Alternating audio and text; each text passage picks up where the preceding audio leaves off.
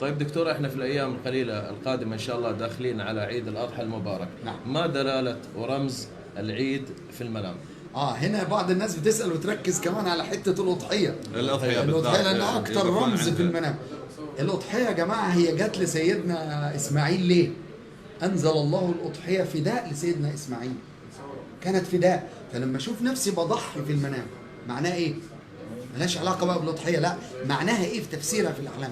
معناها بشرى لك أن يفديك الله من أذى كنت ستقع فيه. لا إله مشكلة كنت هتمر بيها. لا إله إلا الله. لذلك الآية بتقول إيه الدليل؟